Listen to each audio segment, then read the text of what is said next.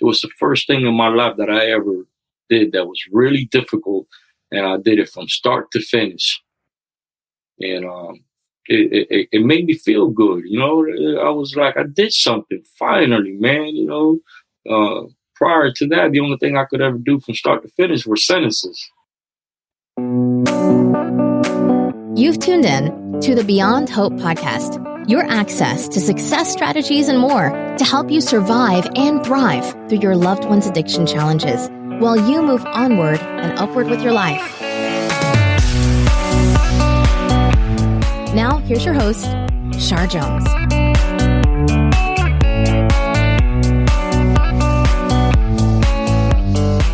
And I want to thank you for taking time to spend some time with me today and just tell you that I respect you and I appreciate you out there doing your work. And with that, I just want to give you the opportunity to just kind of share your story and talk about whatever comes from your heart, I guess. Oh, man. I'm speechless. You just never know who, how people are going to cross paths in this time of, internet. And, I've never met you, but I feel a connection, to you as well. And it was through art. I think that's like a universal language. And I had some of the other things that, were some of my, trials and tribulations, like addiction and not being in recovery. And it just turned out to be a beautiful message, a beautiful relationship. We've never met, but yet, we feel like we've known each other for forever. So a little bit about myself. What can I say, man? I was a knucklehead from a very young age. I didn't want to listen to nobody. I thought I had everything figured out. My upbringing wasn't the greatest, but it wasn't the worst either. I'm not going to blame,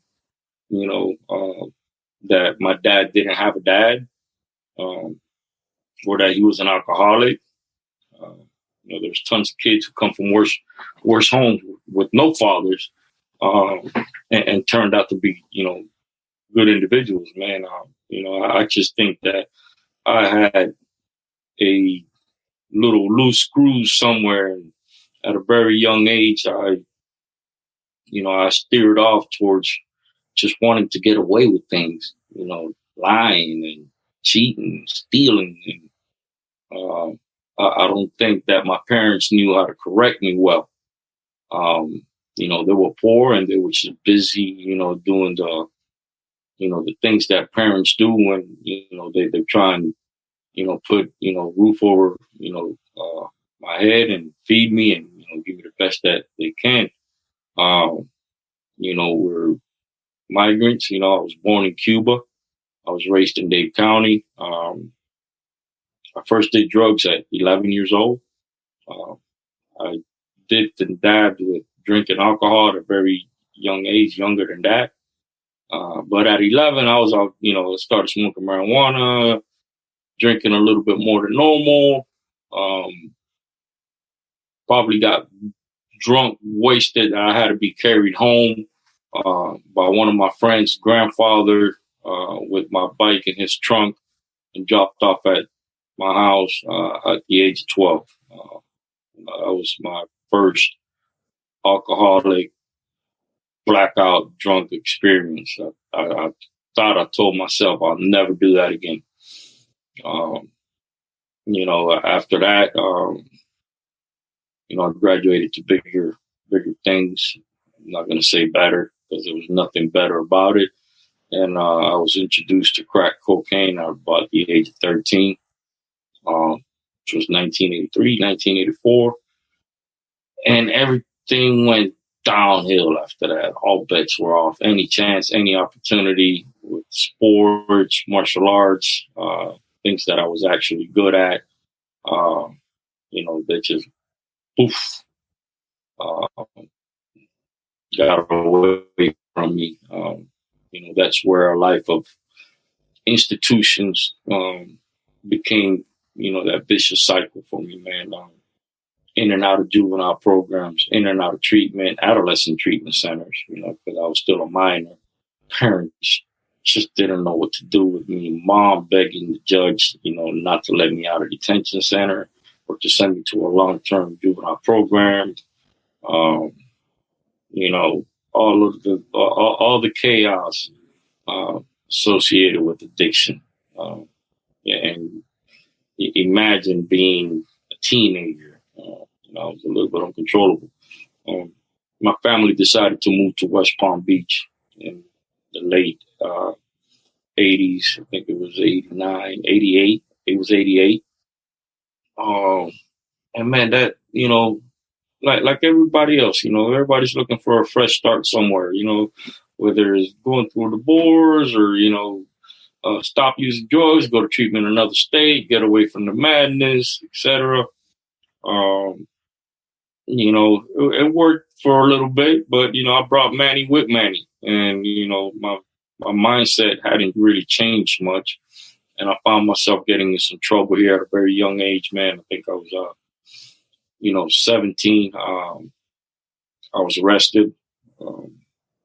I stayed in the, courts and in county jail all the way till I was 18. And then I was finally sentenced, multiple counties here in Palm Beach and Broward area, had consecutive sentences.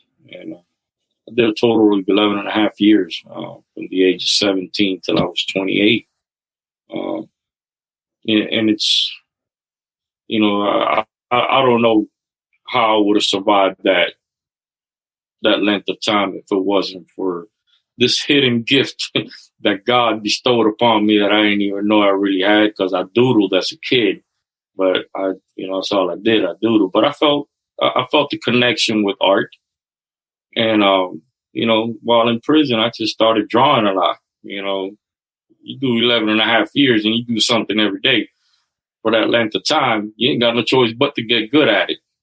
And I got good at art, I wish that I could tell you that I got out and continued, in this path, with art but that wasn't the case. I got arrested in 89, got out in 2000, and, art went out the door, and I continued to get high and use drugs all the way to 2012. Through only God's grace, I wasn't arrested again and sent back to prison, because plenty of times I thought that would even be a better outcome for my life compared to the life that I was living out here in a free society. Later on, I learned that freedom is not a place or a thing. Freedom is a state of mind. I've got friends who are serving life sentences that were more free than some people out here in free society. And I wanted that freedom from state of mind. And, January 16, 2012, I made a conscious decision, man. I mean, a real conscious decision, because I made some decisions before, wanted to stop and not use anymore and change my life. And, the obsession came, life showed up, and what did Manny do through the gloves? I quit. This last time, it wasn't just a decision, but a conscious one. It was one that would catapult me to where I am today. Not that I'm all that in a bag of chips, but, I've learned a little bit about freedom.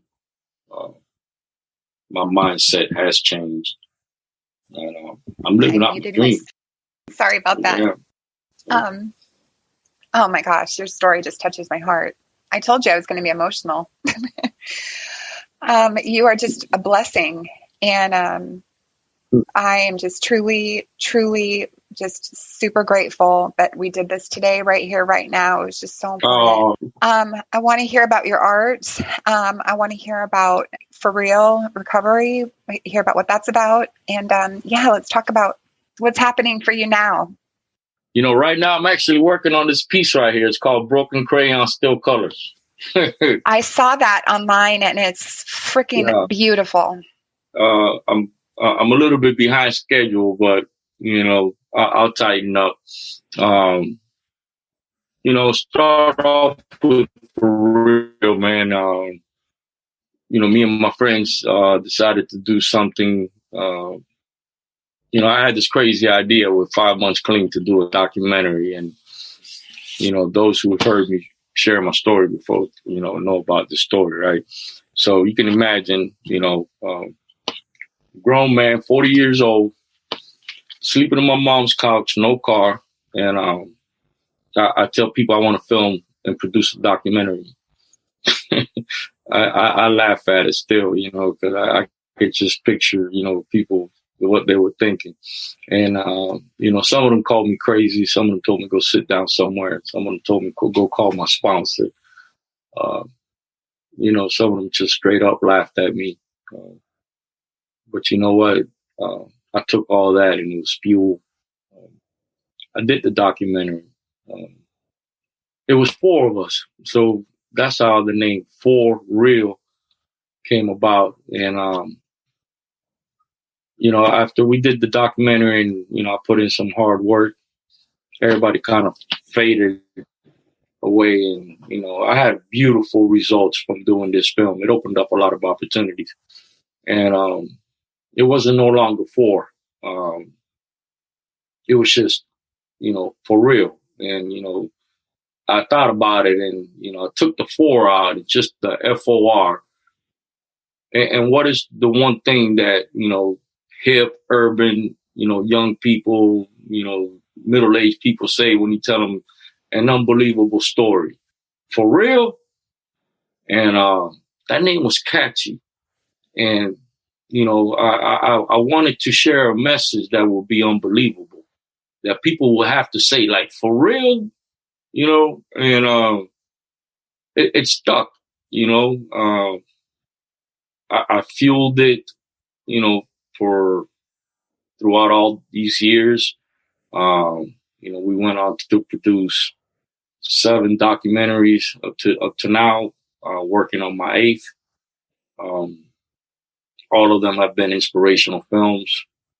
People don't think I'm crazy anymore. I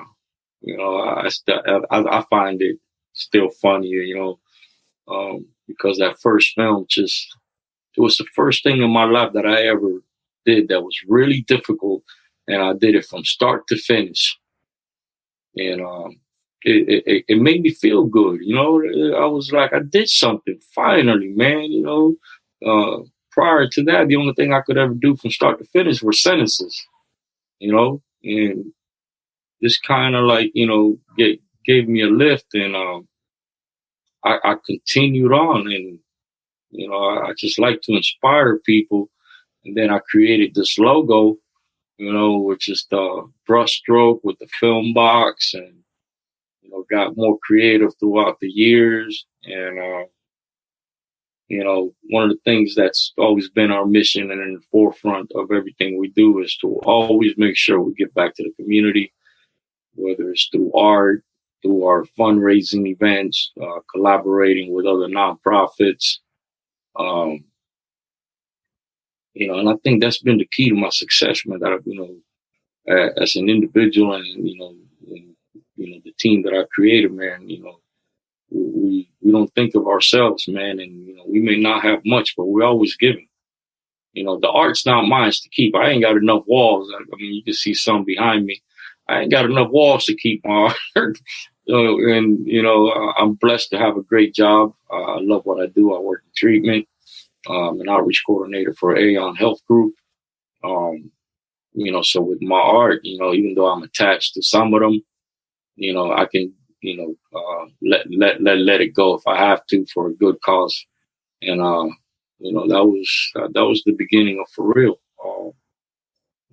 So what else you wanted to know? I love the name. So catchy. I love it. Yeah.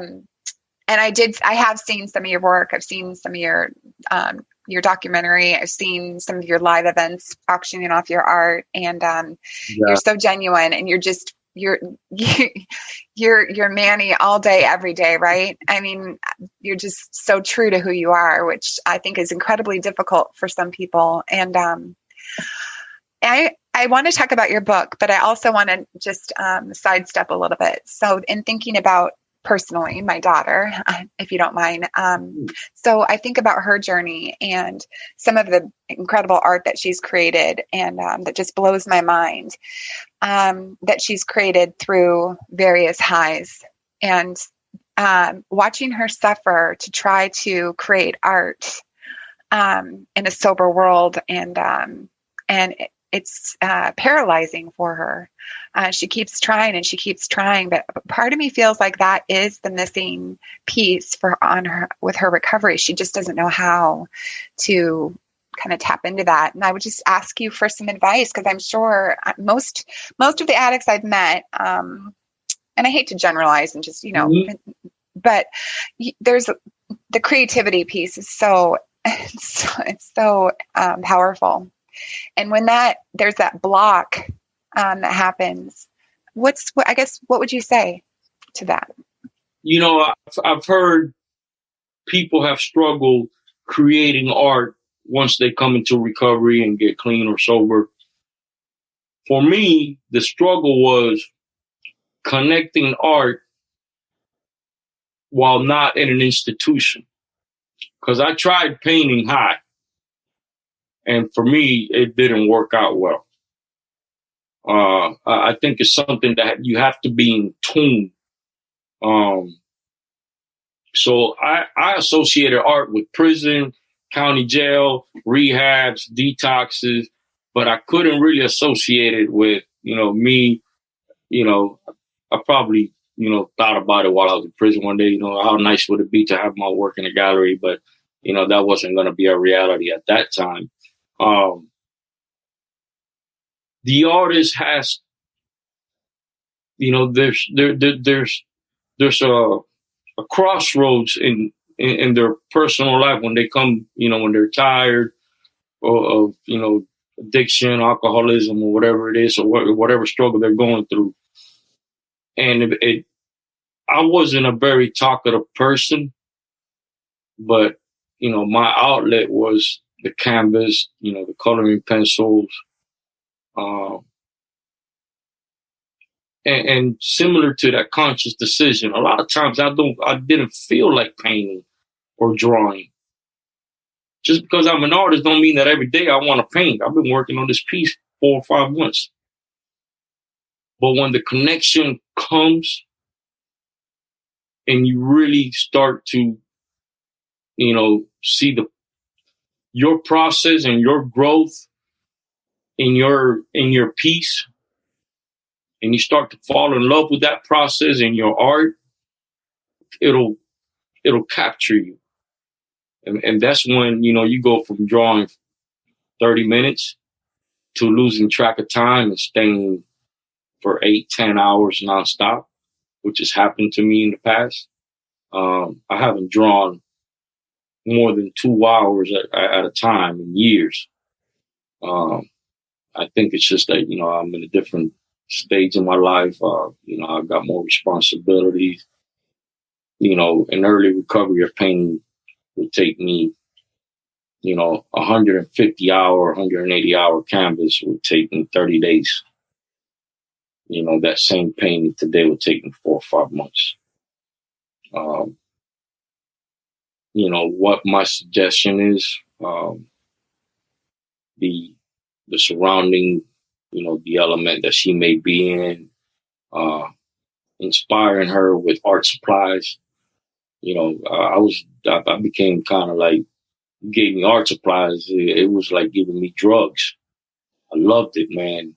And thankfully I had men in my life, man, that would do that for me, because when I first got into recovery, I didn't have money to buy my own art supplies. And I felt inspired. I remember the first painting I gave away. It was titled Never Alone. Beautiful piece, one of my favorite ones. And I gave it away at a convention. Inspire her or, other artists to take their artwork into, raising awareness or for fundraising for kid organizations, homeless people. And when you see what other, what their artwork can do for humanity, it will give them a new sense of, purpose and meaning to their art. That really inspired me. It was at that moment when I gave that painting away and they asked me to talk about it.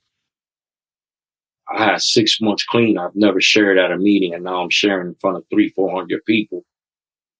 Still sleeping in my mom's couch. Still didn't have a car. Still didn't have a valid ID or a license. But none of that mattered. That I found my purpose. I really do believe that I've got one of my close friends, Mark Sanchez, that's still my brother today. And, we always talk about that moment. That's when I felt and I knew that I was on to something.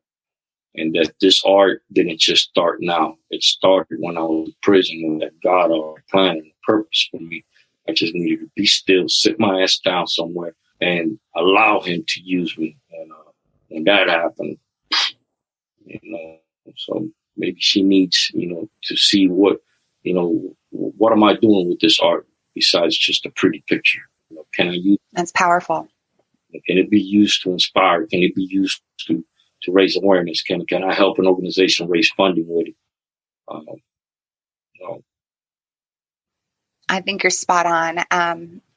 That is really powerful. And it's kind of like the missing piece that I've been trying to resolve, I guess, within myself to try to support her. And I definitely do gift her the art supplies and those things, but her ability to sit still and be with herself is difficult. I know. Any addict, man, is tough, challenging for them in that early process to be still. Man, listen, get her a real nice speaker and, tell her, listen, play music. Here's some art supplies. That was a big connection, man. I was inspired by songs. Music really, manifested with my art together, and it was beautiful. I was inspired by so many songs, different, types of music. Tupac, Rearview Mirror, Simple Man by Leonard Skinner. Yes. That song. I right. I got a Jack. I got a painting that's a Jack of Hearts. He's, the Jack is the underdog of all the face cards. He's the lowest. Some people, they fold with a Jack. The Jack likes to give up. Well, he's a son of a king. And he's a very simple man. And, I did this Jack of Hearts, and in that painting, I wrote in there simple man, Jack of Hearts, there's no height to a Jack. Everybody wants to be an ace. Everybody wants to be a king, I want to be a simple man. I'll take a Jack, man. Oh, man. But the Jack's an infantry warrior. A lot of people didn't know that or don't know the history of, face cards, King, Jack, Queen, Ace. That's cool. I'm smiling so big right now. That's cool. That's good stuff. Really good stuff. Art supplies, man, and get her involved with some organizations that could use some help, the Art of Recovery, man, was 2 addicts. I don't know if you know about that organization. But yeah, but talk about it. Yeah, that's the sister company of FOREEL Recovery. That was created by 2 addicts. Me and my brother, Big James, he's a photographer. I'm a visual artist. We came together one day and said, man, how cool would it be for people like ourselves, to display our artwork, to give other people who are suffering from mental health addiction, who got all these gifts bottled up, writers, poets, artists, photographers, singers, a platform. What do you think that would do to their soul in this process of trying to find purpose in life? I'll tell you what it did. Vic's got 5 years clean, and one of my roommates, he's got 2 years clean. He came out of treatment, got involved with he's an artist too. And this was his second year, at our exhibit film festival. Man, I got the best life ever. Now that I think about it, man. But yeah, and now every year it's like, we got, more artists, new artists, repeat artists, and it's taking a form in itself. You don't know what you're capable of or what you can do till you try, man. Like, you really give it an honest try. And I would love to meet your daughter and talk to her, and one day, and possibly just inspire her, man, to be a part of the art of recovery, and tap into that gift, man. But that's what it is. And the devil tries to hold it from us, man. He really does. Oh my gosh. I'm just lit up, seriously. So I wanted to give you an opportunity to talk about your book, Manny. Oh man. You're talking to a struggling writer over here too. So you're writers, bro. Yeah, talk to me. Oh man. So, Revolution to Revelations. Started out. Wait, let me see that cover. Yeah. That is fucking beautiful. Sorry. It's actually the two best I've ever taken in my recovery. And, I got a buddy of mine, Manny Mendez. He's my graphic designer. He grabbed the picture of me. The first picture was a picture of me walking into the railroad tracks. And then he grabbed the second picture of me overlooking a sunset, and he combined them both. Wow. The revolution is me in the tracks. Yeah. The revelation is me, with the sunrise at my feet, God speaking to me. That's the revelation. So it's not, as an artist, is every picture. Manny, that's beautiful. And yeah, man, this was a dream. One thing I've learned, a lot of people always, especially addicts, man, in recovery, man, we dreamers, man. I always say, man, I got a story, man. I should write a book. Should, could, would, if. And I came into recovery and I had, 43 felonies, man. I got no resume. I started to build that slowly but surely with my films, film festivals, getting some certifications here and there. And why not add published authors? And but I started writing this book 12 years ago in my darkest moments, just like my art, man. I started painting in prison. I started writing this book actually in detox, one of my detox stays. And the first chapter is called Die Trying. Yeah, this has been a long dream of mine, as like I said earlier, man. Everybody's got a story to tell, and I hear so many people say that they should write a book, and should is not an action word. I wrote this book at 6 years clean. I reached a point in my recovery where I kept putting this off and off and off and off and procrastinated. And I had 2 binders of just writings and poems and drawings that I did while I was in rehab at the Drug Abuse Foundation, at the Lord's Place. These were all nonprofit places that helped addicts, homeless people, detox as well. And I just grabbed all those notes, and one day I said, okay, I need to make some sacrifices here, which meant, I couldn't paint like I wanted to. I couldn't, do other activities, like maybe go hang out after a meeting or go to a meeting. And I took like 60 days to really just focus on grabbing all that material and narrowing it down, to a story that I felt would, capture people, man. They say we think that you write a book from the beginning to the end, and it's not like that. You write a book from the end to the beginning, because I wanted to write the book when I didn't have an ending. All I did then was journal, just write. I had to have an ending, and it's just an ending to a book. Obviously, it's not the ending of my story. I plan to write more. And I also try to do it in a way that it told a visual story, because I know us people who struggle with substance use disorder, you know, we hear things, but we forget what we hear. But if you give me a picture and you show it to me, that will register with me, because I've never been diagnosed with anything, but I can't retain information. But if you show me a picture, I'm going to put that picture to your face, and I'm going to remember what you said.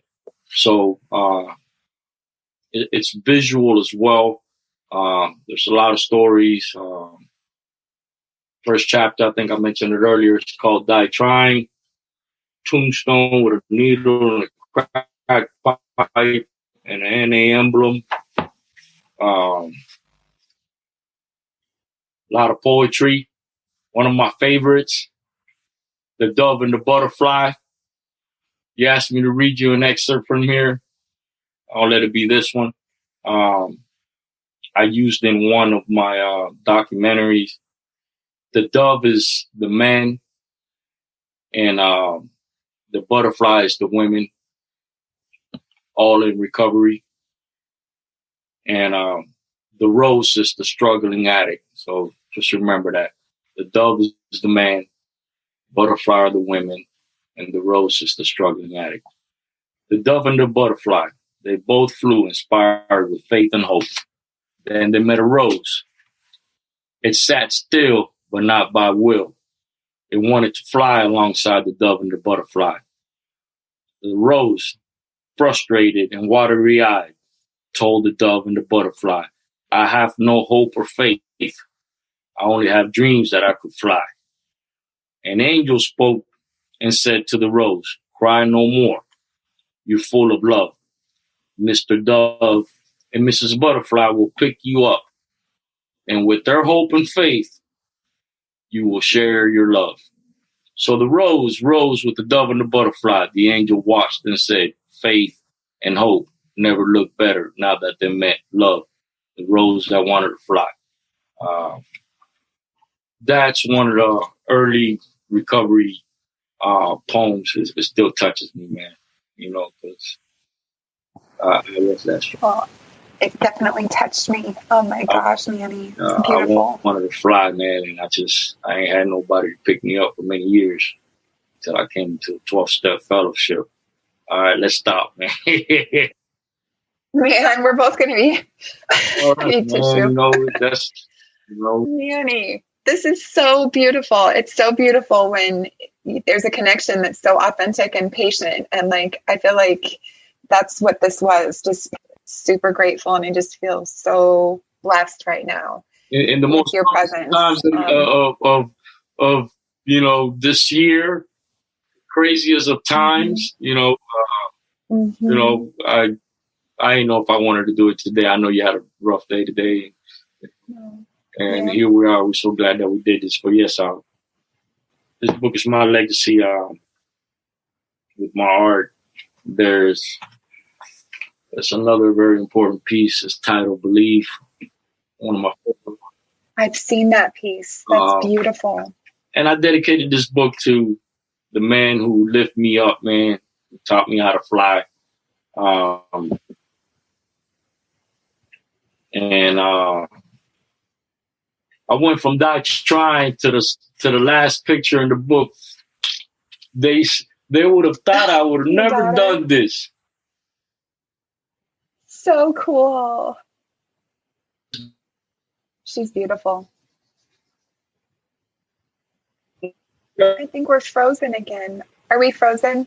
Can you hear me okay? My motivation. Wow. Was that? Yeah. She must be so proud of you. You know, she wasn't a part of my life for many years because of the way I lived. And even after I got clean, my ex-wife, didn't want me to still be, involved in her life, because I've tried getting clean before. And fast forward, my daughter's 18 now. She lives with me.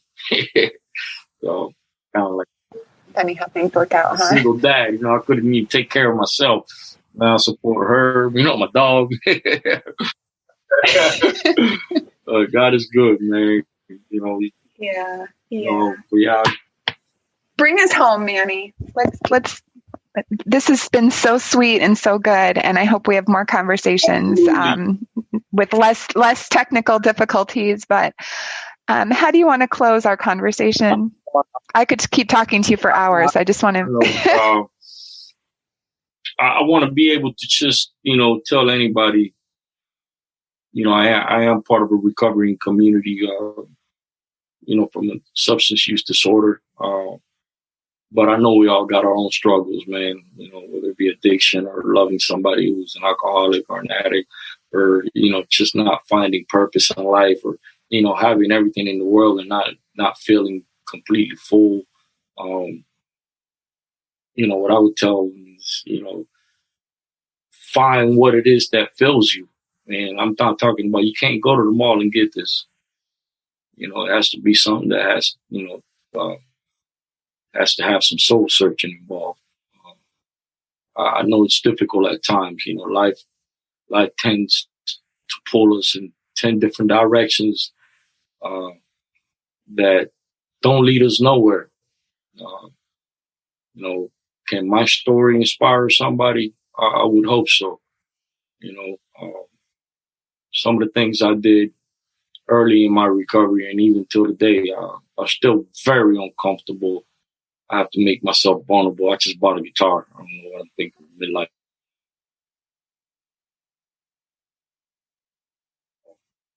But push yourself. You know, don't shortchange yourself. You owe yourself. Find out what it is you want to give yourself and then give it to yourself.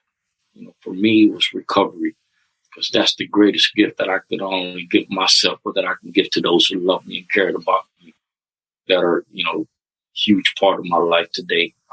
They never lost hope, man, for me. And that's what I would, you know, tell anybody looking to do something different with their lives.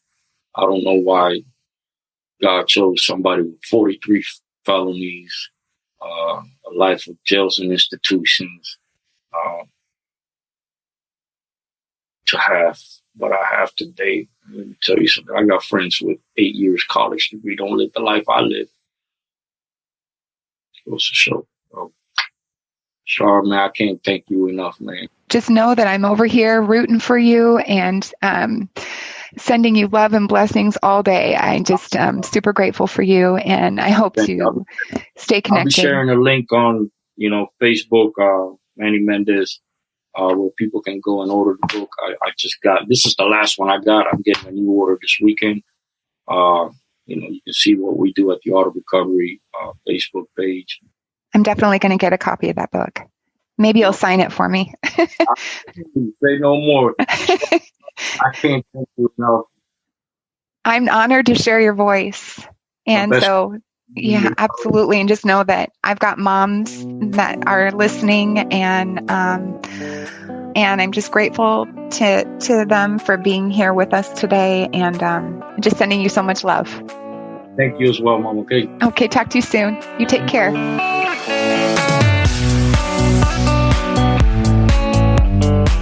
Hey everyone, thank you so much for tuning in and for helping me to connect with other moms of addicts or loved ones who are struggling with addiction in their lives.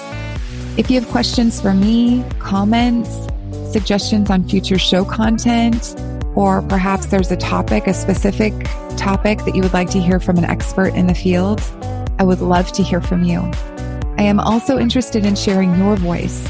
So if you have messages of hope or personal stories that you think would resonate with our listeners, please send me an email. You can type me out a message, or you can include an attachment to an audio clip with your voice.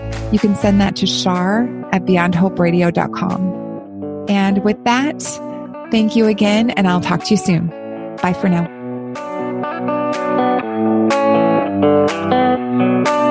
Thanks for listening to Beyond Hope. For show notes and more, head on over to beyondhoperadio.com.